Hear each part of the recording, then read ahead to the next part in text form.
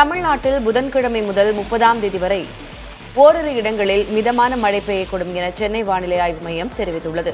புதுவை மற்றும் காரைக்கால் பகுதிகளிலும் மழைக்கு வாய்ப்பிருப்பதாக சென்னை வானிலை ஆய்வு மையம் தெரிவித்துள்ளது.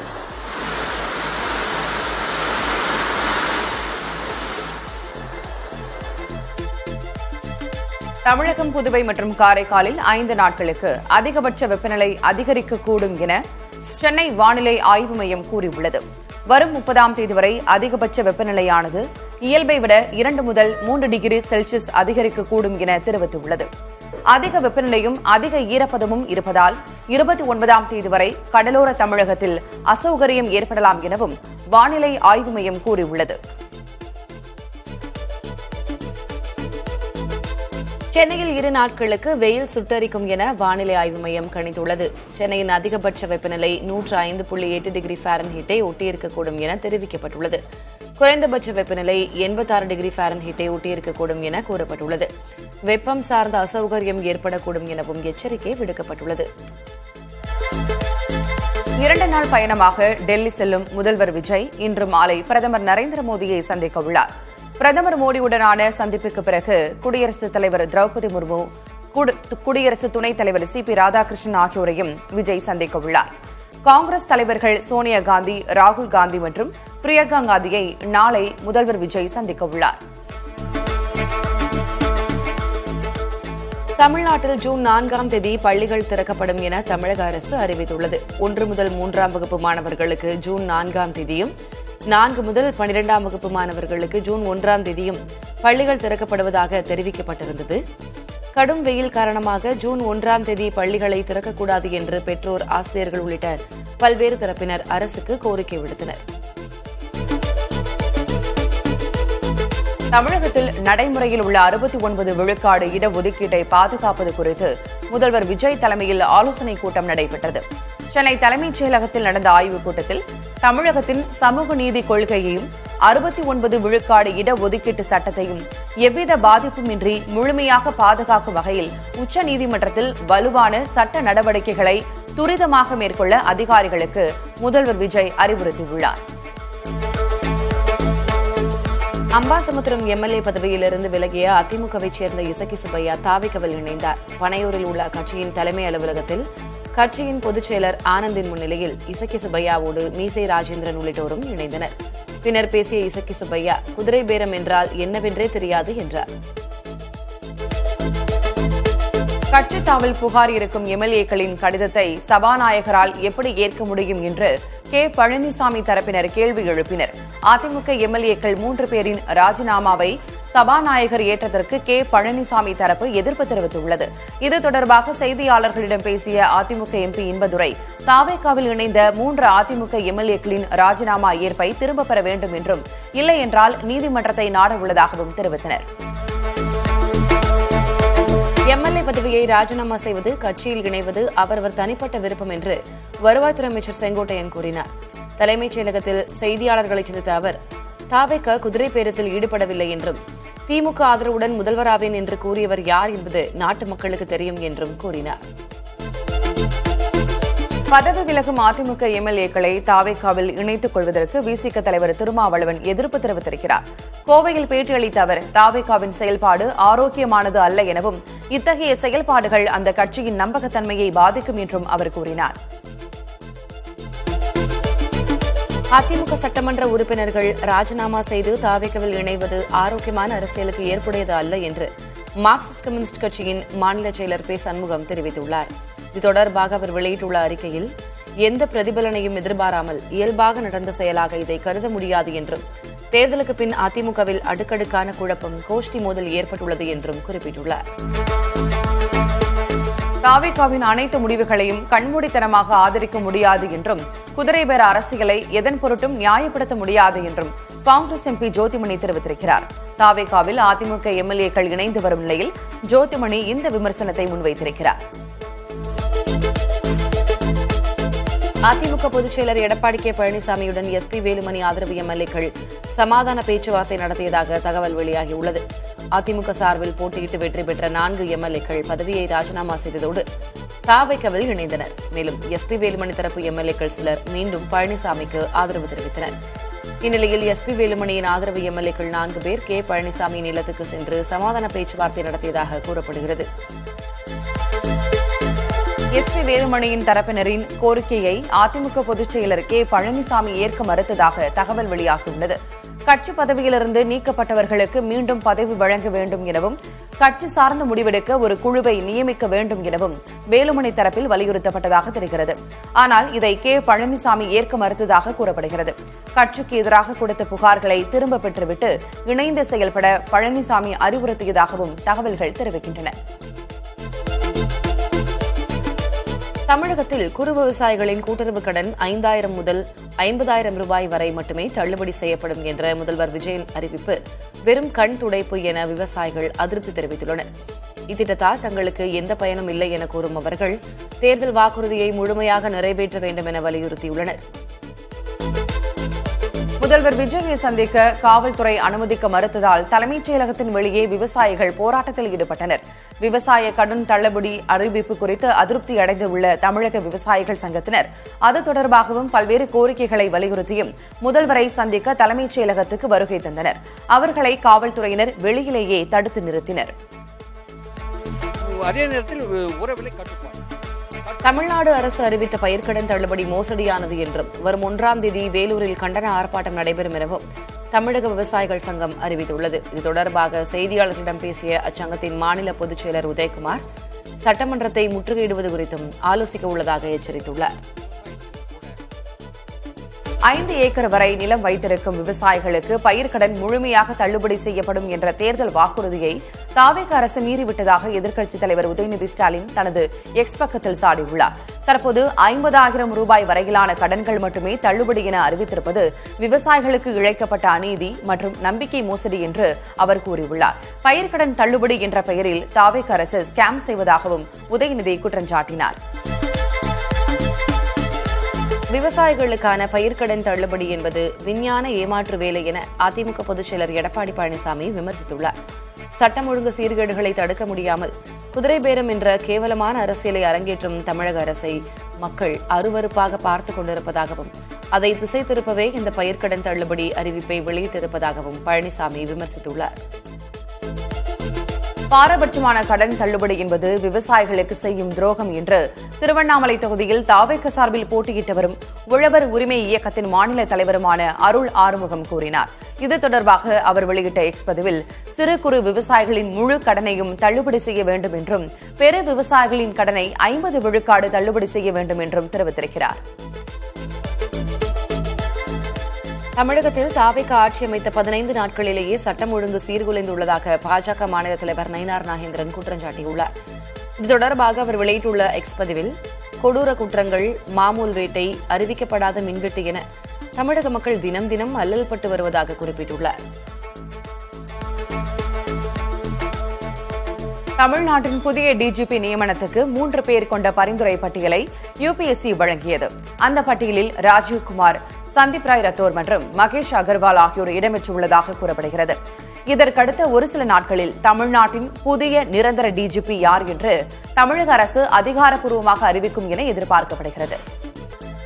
மேகதாது விவகாரத்தில் உச்சநீதிமன்ற தீர்ப்பு மற்றும் காவிரி நடுவர் மன்ற ஆணையை மீறும் வகையில் கர்நாடகா செயல்படுவதாக பிரதமர் மோடிக்கு முதல்வர் விஜய் கடிதம் எழுதியிருக்கிறார். காவிரி ஆற்றின் குறுக்கே மேகதாது நீர்த்தேக்கத்திற்கு பூமி பூஜை நடக்கும் என கர்நாடகா அறிவித்திருப்பதாகவும் அம்மாநில துணை முதல்வர் இது தொடர்பாக கருத்து தெரிவித்திருப்பதாகவும் முதல்வர் விஜய் குறிப்பிட்டிருக்கிறார். பிற மாநிலங்களின் ஒப்புதல் பெறாமல் எந்தவொரு புதிய திட்டத்தையும் மேற்கொள்ளக்கூடாது என்றும் கர்நாடக அரசுக்கு அறிவுறுத்துமாறு பிரதமர் மோடியை முதல்வர் விஜய் கேட்டுக் கொண்டுள்ளார். சிபிஎஸ்இயில் 9ஆம் வகுப்பு மாணக்கருக்கு வரும் கல்வியாண்டு முதல் மும்மொழி கொள்கையை கட்டாயமாக்க பாஜக முன்னாள் மாநில தலைவர் அண்ணாமலை எதிர்ப்பு தெரிவித்துள்ளார். எக்ஸ் தளப்பதிவில் அவர் 9ஆம் வகுப்பு மாணக்கருக்கு மும்மொழி கட்டாயம் என்பது 2029-30 கல்வியாண்டிலிருந்தே அமலுக்கு வரும் என முன்னர் அறிவிக்கப்பட்டிருந்ததையும் தற்போது ஜூலை 1ஆம் தேதி முதலே அமலுக்கு வரும் என தெரிவிக்கப்பட்டிருப்பதையும் சுட்டிக்காட்டியுள்ளார். டெல்லியில் நடைபெற்ற காவிரி நீர் மேலாண்மை ஆணையத்தின் 51வது கூட்டத்தில் தமிழ்நாடு உறுப்பினர் சத்யபிரதா சாஹூ சென்னை தலைமைச் செயலகத்திலிருந்து காணொலி மூலம் கலந்து கொண்டார். தாங்கள் அளித்த மிகை நீரையும் கணக்கில் கொள்ள வேண்டும் என்று கர்நாடக தரப்பில் தெரிவித்ததற்கு சத்யபிரதா சாஹூ எதிர்ப்பு தெரிவித்தார். மேற்கு ஆசியாவில் தேவையில்லாத ஒரு போரை திணித்ததற்கு அமெரிக்க அதிபர் டொனால்டு டிரம்ப் தான் காரணம் என்று முன்னாள் குடியரசு துணைத் தலைவர் வெங்கையா நாயுடு நேரடியாக குற்றம் சாட்டினார். புதுடெல்லியில் நடைபெற்ற புத்தக வெளியீட்டு விழா ஒன்றில் பேசிய அவர், அமெரிக்காவின் தேவையற்ற போரினால் உலகம் முழுவதும் உள்ள நாடுகள் கடுமையான பொருளாதார பாதிப்புகளை சந்தித்து வருவதாக குறிப்பிட்டார். மக்கள் தொகை மாற்றங்கள் குறித்து ஆய்வு நடத்த ஓய்வு பெற்ற உச்சநீதிமன்ற நீதிபதி பிரகாஷ் பிரபாகர் நவ்லேக்கர் தலைமையில் உயர்நிலை குழு அமைக்கப்பட்டுள்ளதாக மத்திய உள்துறை அமைச்சர் அமித் ஷா தெரிவித்திருக்கிறார். வெளிநாட்டவரின் சட்டவிரோத ஊடுருவல் மற்றும் இதர காரணங்களால் இந்தியாவில் ஏற்படும் மக்கள் தொகை மாற்றங்கள் குறித்து விரிவான ஆய்வு நடத்த இந்த குழு நியமிக்கப்பட்டிருப்பதாக அவர் தெரிவித்திருக்கிறார். அமெரிக்காவில் இந்தியர்களுக்கு எதிரான இனவெறி பேச்சுகள் குறித்த கேள்விக்கு எல்லா நாடுகளிலும் முட்டாள் மனிதர்கள் இருக்கிறார்கள் என அமெரிக்க வெளியுறவுத்துறை அமைச்சர் மார்க்கோ ரூபியோ பதிலளித்துள்ளார். இந்தியாவுக்கு அரசுமுறை பயணம் மேற்கொண்டுள்ள அவர் செய்தியாளர் சந்திப்பில் இவ்வாறு கூறினார். இந்த உரையாடலின் வீடியோவை அமெரிக்க வெளியுறவுத்துறை அமைச்சகம் தனது அதிகாரப்பூர்வ எக்ஸ் பக்கத்தில் பகிர்ந்த நிலையில் அதிபர் டிரம்பை குறிப்பிடுவது போல் இருப்பதாக நெட்டிசன்கள் சுட்டிக்காட்டியதைத் தொடர்ந்து அந்த பதிவு உடனடியாக நீக்கப்பட்டது. இந்தோ பசிபிக் கடல் பகுதியில் கண்காணிப்பை வலுப்படுத்தவும் துறைமுக கட்டமைப்பு வசதிகளை மேம்படுத்தவும் குவாட் அமைப்பில் உள்ள நாடுகள் இணங்கியுள்ளன. இந்திய பெருங்கடல் மற்றும் பசிபிக் பெருங்கடல் பகுதியில் உள்ள இந்தியா, அமெரிக்கா, ஜப்பான், ஆஸ்திரேலியா ஆகிய நாடுகள் இணைந்து குவாட் அமைப்பை ஏற்படுத்தியுள்ளன. இந்த அமைப்பின் வெளியுறவு அமைச்சர்கள் கூட்டம் டெல்லியில் நடைபெற்றது. டெல்லியில் நடைபெற்ற குவாட் அமைப்பின் வெளியுறவு அமைச்சர்கள் கூட்டத்திற்கு சீனா எதிர்ப்பு தெரிவித்துள்ளது. இந்தியா, அமெரிக்கா, ஜப்பான் மற்றும் ஆஸ்திரேலியா ஆகிய நாடுகள் பங்கேற்ற இக்கூட்டத்தில் தென்சீன கடல் பகுதியில் சீனாவின் ஆதிக்கத்திற்கு எதிர்ப்பு தெரிவிக்கும் கூட்டறிக்கை வெளியிடப்பட்டது. இந்நிலையில் பிராந்திய மோதல்களை தூண்டும் வகையில் குவாட் அமைப்பு செயல்படுவதாக குற்றம் சாட்டியுள்ள சீனா, நாடுகளுக்கு இடையிலான ஒத்துழைப்பு மற்றொரு நாட்டின் இறையாண்மைக்கு பாதிப்பை ஏற்படுத்துவதாக இருக்கக்கூடாது என வலியுறுத்தியுள்ளது. பிரதமர் மோடியை சந்தித்த கேரள முதல்வர் வி.டி. சதீசன் கேரள கடன் உச்சவரம்பில் விலக்கு கூறியுள்ளார். கேரளத்தின் முதல்வராக பதவியேற்ற பிறகு வி.டி. சதீசன் பிரதமர் மோடியை முதன்முறையாக சந்தித்தார். அப்போது அவர் நில எடுப்புக்காக தேசிய நெடுஞ்சாலை ஆணையத்திற்கு கேரளம் வழங்கிய 5580 கோடியை மாநிலத்தின் கடன் வாங்கும் உச்சவரம்பிலிருந்து விலக்க வேண்டும் என வலியுறுத்தினார். கர்நாடக முதல்வர் சித்தராமையாவை அப்பதவியிலிருந்து விலகுமாறு காங்கிரஸ் மேலிடம் கேட்டுக் கொண்டதாக கட்சி வட்டாரங்கள் தெரிவித்துள்ளன. டெல்லியில் காங்கிரசின் உயர்மட்ட கூட்டம் நடைபெற்ற நிலையில் சித்தராமையாவை முதல்வர் பதவியிலிருந்து விலகி தேசிய அரசியலுக்கு வருமாறு அக்கட்சி தலைமை கேட்டுக் கொண்டதாக கூறப்படுகிறது. சித்தராமையா இதனை ஏற்கும் பட்சத்தில் விரைவில் டி.கே. சிவக்குமார் கர்நாடக முதல்வராகலாம் என எதிர்பார்க்கப்படுகிறது. மேற்காசிய போர் சூழலால் எரிபொருள் தட்டுப்பாடும் விலையேற்றமும் நிலவும் நிலையில் சமையல் சிலிண்டருக்கு மாற்றாக செலவு குறைந்த புதிய எத்தனால் அடுப்பு தொழில்நுட்பத்தை மத்திய அமைச்சர் நிதின் கட்கரி அறிமுகப்படுத்தியுள்ளார். நாக்பூரில் நடைபெற்ற நிகழ்ச்சியில் பேசிய அவர், இந்த உள்நாட்டு தொழில்நுட்பம் எத்தனாலை தண்ணீருடன் கலந்து எரிக்கக்கூடிய தீப்பிழம்பை உருவாக்கும் என்று கூறினார். முக்கியத்துவம் மிக்க கனிமங்கள் விநியோகம், பதப்படுத்துதல், மறுசுழற்சி தொடர்பான ஒப்பந்தம் இந்தியா, அமெரிக்கா இடையே டெல்லியில் கையெழுத்தானது. நவீன உலகின் வளர்ச்சிக்கு கனிமங்கள் அவசியமாக இருக்கும் நிலையில் அதில் தன்னிறைவு பெற்றுள்ள சீனா அதன் ஏற்றுமதிக்கு கடும் கட்டுப்பாடுகளை விதித்துள்ளது. இதனால் இந்தியாவும் அமெரிக்காவும் இதில் தங்களுக்குள் ஒத்துழைப்பை பெருக்க முடிவு செய்துள்ளன. நடிகரும் தாவேக தலைவருமான விஜய் தமிழக முதல்வராக பொறுப்பேற்றிருப்பது குறித்து தனக்கு சற்று பொறாமையாக இருப்பதாக கூறியுள்ளார் ஆந்திர துணை முதல்வர் பவன் கல்யாண். ராஜமுந்திரியில் நடந்த ஜனசேனா கட்சி கூட்டத்தில் பேசிய அவர், விஜயையோ தாவேக கட்சியையோ நேரடியாக குறிப்பிடாமல் இவ்வாறு பேசினார். ஜனசேனா கட்சியை தொடங்கியதிலிருந்து தான் 15 ஆண்டுகள் வீதியில் இறங்கி போராடியதாக அவர் கூறினார்.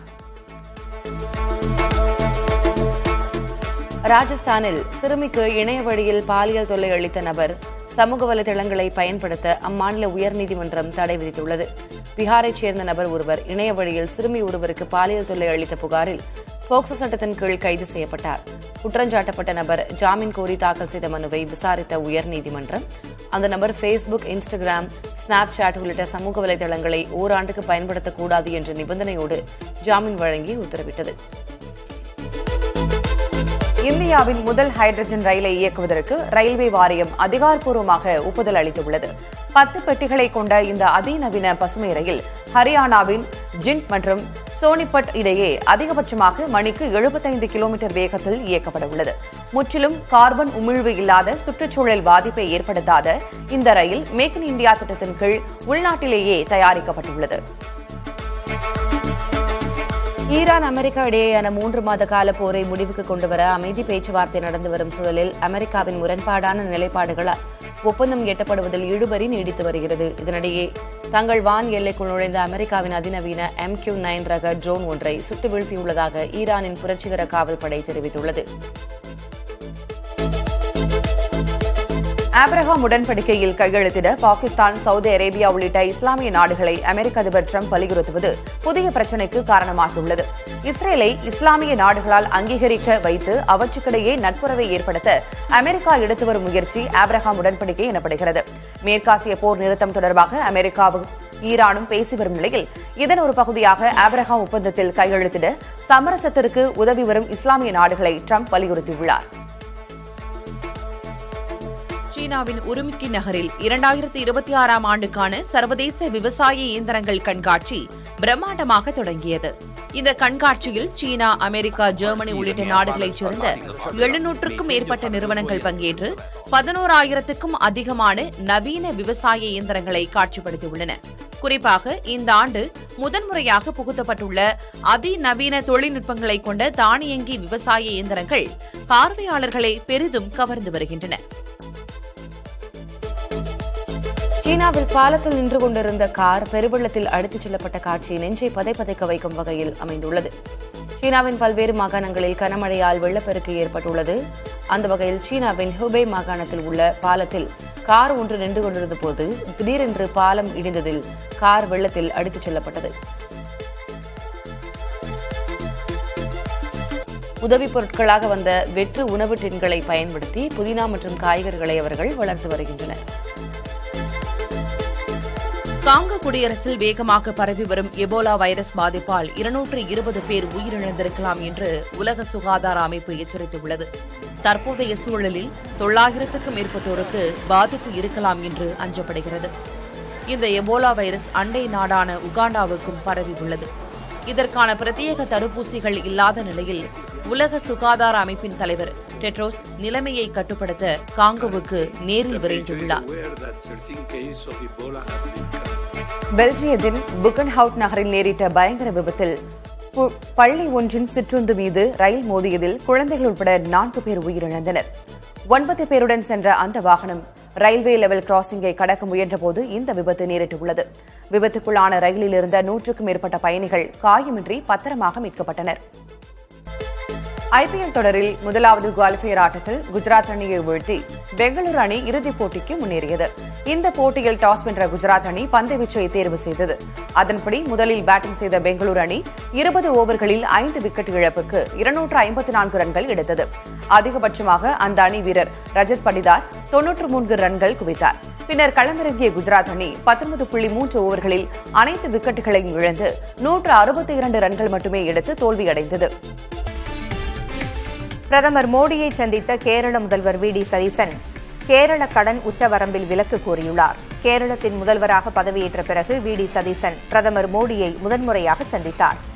அப்போது அவர் நில எடுப்புக்காக தேசிய நெடுஞ்சாலை ஆணையத்திற்கு கேரளம் வழங்கிய 5,580 கோடியை மாநிலத்தின் கடன் வாங்கும் உச்சவரம்பிலிருந்து விலக்க வேண்டும் என்று வலியுறுத்தினார்.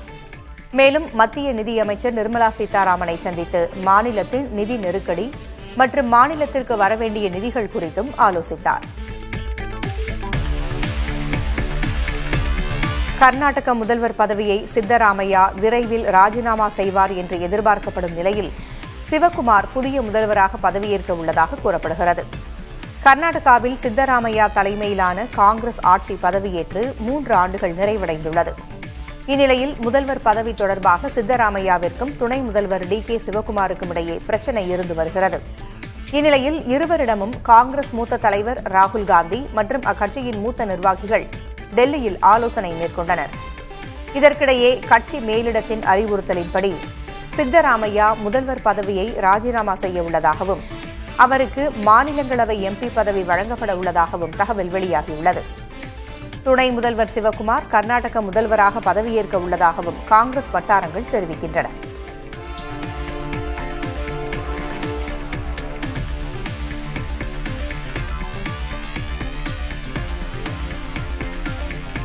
மக்கள் தொகை மாற்றங்கள் குறித்து ஆய்வு நடத்த ஓய்வு பெற்ற உச்சநீதிமன்ற நீதிபதி பிரகாஷ் பிரபாகர் நவலேக்கர் தலைமையில் உயர்நிலை குழு அமைக்கப்பட்டுள்ளதாக மத்திய உள்துறை அமைச்சர் அமித் ஷா தெரிவித்துள்ளார்.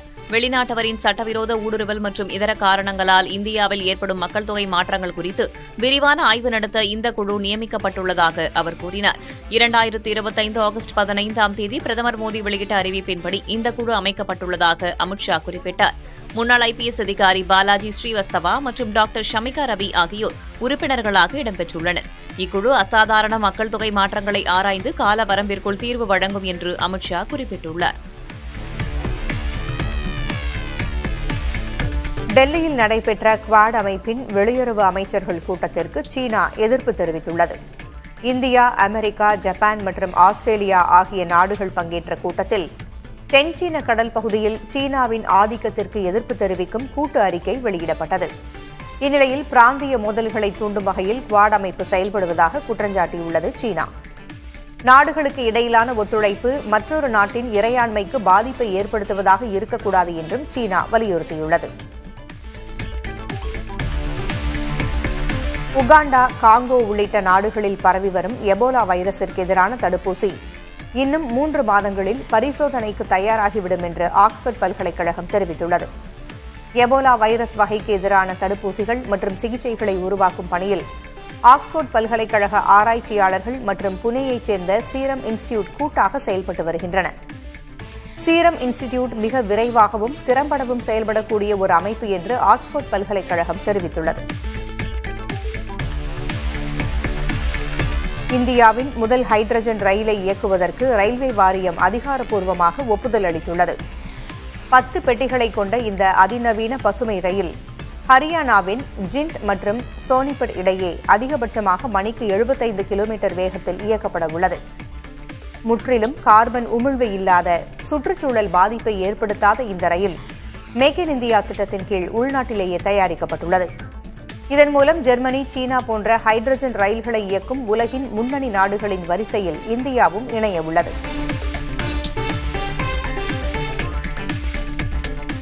ஒடிஷாவில் பிஜு ஜனதாதளம் கட்சியைச் சேர்ந்த மூத்த தலைவரும் ராஜ்யசபா எம்பியுமான தேபாஷிஷ் சமந்தராய் அக்கட்சியிலிருந்து விலகி பாஜகவில் இணைந்திருக்கிறார்.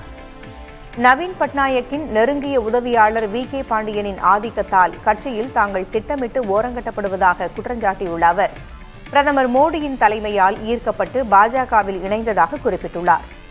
2027ஆம் ஆண்டு உள்ளாட்சித் தேர்தல் நடைபெற இருக்கும் நிலையில் இந்த மாற்றம் ஒடிஷா அரசியலில் திருப்புமுனையாக பார்க்கப்படுகிறது. மத்திய பிரதேச மாநிலத்தில் திருமண விழா நடத்தி 42 மாப்பிள்ளைகளை ஏமாற்றிய அதிர்ச்சி சம்பவம் நடந்துள்ளது.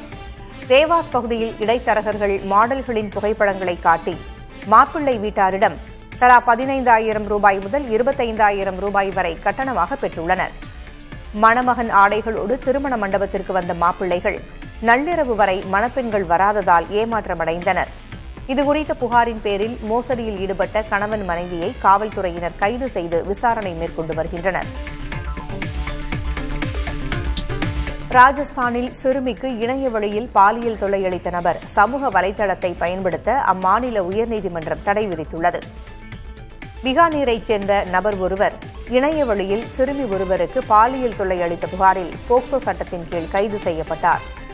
குற்றஞ்சாட்டப்பட்ட நபர் ஜாமீன் கோரி தாக்கல் செய்த மனுவை விசாரித்த உயர்நீதிமன்றம் அந்த நபர் ஃபேஸ்புக், இன்ஸ்டாகிராம், ஸ்னாப்சாட் உள்ளிட்ட சமூக வலைதளங்களை ஓராண்டிற்கு பயன்படுத்தக்கூடாது என்ற நிபந்தனையோடு ஜாமீன் வழங்கி உத்தரவிட்டது. பீகாரில் உள்ள புகழ்பெற்ற நாளந்தா பல்கலைக்கழகம் சர்வதேச உறவுகள் மற்றும் அமைதி ஆய்வுகளுக்கான முதுகலை படிப்பில் ராமாயணம் மற்றும் மகாபாரத இதிகாசங்களை புதிய பாடத்திட்டமாக அறிமுகப்படுத்தியுள்ளது. உலகளாவிய மோதல்கள், எரிசக்தி நெருக்கடி மற்றும் நவீன ராஜதந்திர உத்திகளுக்கு தீர்வு காணும் நோக்கில் 30க்கும் மேற்பட்ட நாடுகளைச் சேர்ந்த மாணவர்கள் இதில் ஆராய்ச்சி செய்து வருகின்றனர். நவீன சர்வதேச விவகாரங்களுக்கு இந்தியாவின் பாரம்பரிய அறிவுசார் அமைப்பின் மூலம் தனித்துவமான தீர்வுகளை வழங்குவதே இதன் நோக்கம் என்று பல்கலைக்கழக துணைவேந்தர் தெரிவித்துள்ளார். அமெரிக்காவில் இந்தியர்களுக்கு எதிரான இனவெறி பேச்சுகள் குறித்த கேள்விக்கு எல்லா நாடுகளிலும் முட்டாள் மனிதர்கள் இருக்கிறார்கள் என்று அமெரிக்க வெளியுறவுத்துறை அமைச்சர் மார்க்கோ ரூபியோ பதிலளித்துள்ளார். இந்தியாவிற்கு அரசுமுறை பயணம் மேற்கொண்டிருக்கும் அவர் செய்தியாளர் சந்திப்பில் இவ்வாறு கூறினார். இந்த உரையாடலின் வீடியோவை அமெரிக்க வெளியுறவுத்துறை அமைச்சகம் தனது அதிகாரப்பூர்வ எக்ஸ் பக்கத்தில் பகிர்ந்த நிலையில் அதிபர் டிரம்பை குறிப்பிடுவது போல இருப்பதாக நெட்டிசன்கள் சுட்டிக்காட்டியதை அடுத்து அந்த பதிவு உடனடியாக நீக்கப்பட்டது.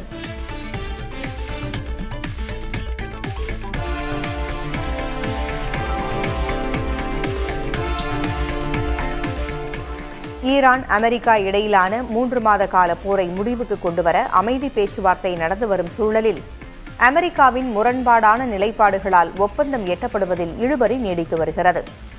இதனிடையே தங்கள் வான் எல்லைக்குள் நுழைந்த அமெரிக்காவின் அதிநவீன MQ-9 ரக ட்ரோன் ஒன்றை சுட்டு வீழ்த்தியுள்ளதாக ஈரானின் புரட்சிகர காவல்படை தெரிவித்துள்ளது. மேலும் போர் நிறுத்த விதிமீறல்களுக்கு பதிலடி கொடுக்க தங்களுக்கு முழு உரிமை உள்ளதாக ஈரான் எச்சரித்துள்ளது. வளைகுடா நாடுகள் இனி அமெரிக்க ராணுவ தளங்களுக்கு பாதுகாப்பாக இருக்காது என்று ஈரானின் உச்ச தலைவர் முஜ்தபா காமேனி தெரிவித்திருக்கும் நிலையில் அமைதி ஒப்பந்தம் இறுதி செய்ய இன்னும் சில நாட்கள் ஆகலாம் என்று அமெரிக்க வெளியுறவுத்துறை அமைச்சர் மார்க்கோ ரூபியோ தெரிவித்துள்ளார்.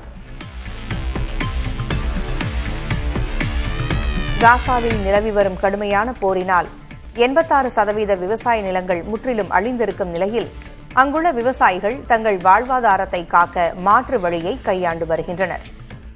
உதவிப் பொருட்களாக வந்த வெற்று உணவு டின்களை பயன்படுத்தி புதினா மற்றும் காய்கறிகளை அவர்கள் வளர்த்து வருகின்றனர். இஸ்ரேலிய படையினரின் துப்பாக்கிச்சூடு அச்சுறுத்தல்களுக்கு மத்தியிலும் நிலத்தை இழந்த காசா விவசாயிகள் வாழ்வாதாரத்திற்காக இந்த டின் விவசாய முறையை தீவிரமாக மேற்கொண்டு வருகின்றனர்.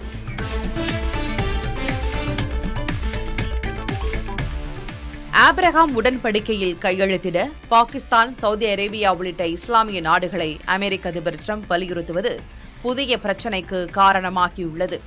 இஸ்ரேலை இஸ்லாமிய நாடுகளால் அங்கீகரிக்க வைத்து அவற்றுக்கிடையே நட்புறவை ஏற்படுத்த அமெரிக்கா எடுத்து வரும் முயற்சி ஆபிரகாம் உடன்படிக்கை எனப்படுகிறது.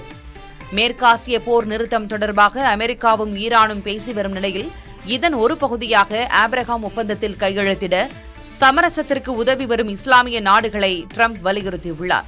இதற்காக ட்ரூத் சமூக தளம் மூலம் விடுத்த அழைப்பில் பாகிஸ்தான் பிரதமர் ஷபாஸ் ஷெரீஃபுக்கு பதிலாக அந்நாட்டு தலைமை தளபதி ஆசிம் முனீர் பெயரை குறிப்பிட்டிருப்பதும் கவனத்தை ஈர்த்துள்ளது. இதன் மூலம் பாகிஸ்தானில் உண்மையான அதிகாரம் பிரதமரிடம் இருக்கிறதா அல்லது தலைமை தளபதியிடம் இருக்கிறதா என்ற கேள்வி எழுந்திருக்கிறது.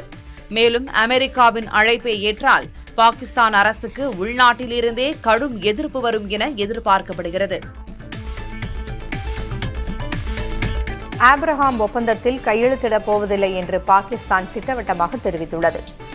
இஸ்ரேலை அங்கீகரிக்கும் ஆபிரகாம் ஒப்பந்தத்தில் கையெழுத்திடுவது தங்கள் நாட்டின் அடிப்படை சித்தாந்தங்களுக்கு எதிரானது என்றும், எனவே இதை ஏற்க முடியாது என்றும் பாகிஸ்தான் பாதுகாப்புத்துறை அமைச்சர் கவாஜா ஆசிப் தெரிவித்துள்ளார். அமெரிக்காவின் அழைப்பை பாகிஸ்தான் நிராகரித்துவிட்ட நிலையில் சவுதி அரேபியா, எகிப்து உள்ளிட்ட பிற இஸ்லாமிய நாடுகளும் இதே முடிவை எடுக்கும் என்று தெரிகிறது.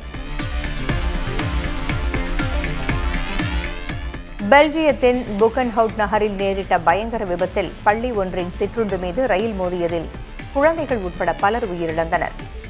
9 பேரோடு சென்ற அந்த வாகனம் ரயில்வே லெவல் கிராசிங்கை கடக்க முயன்றபோது இந்த விபத்து நடந்துள்ளது.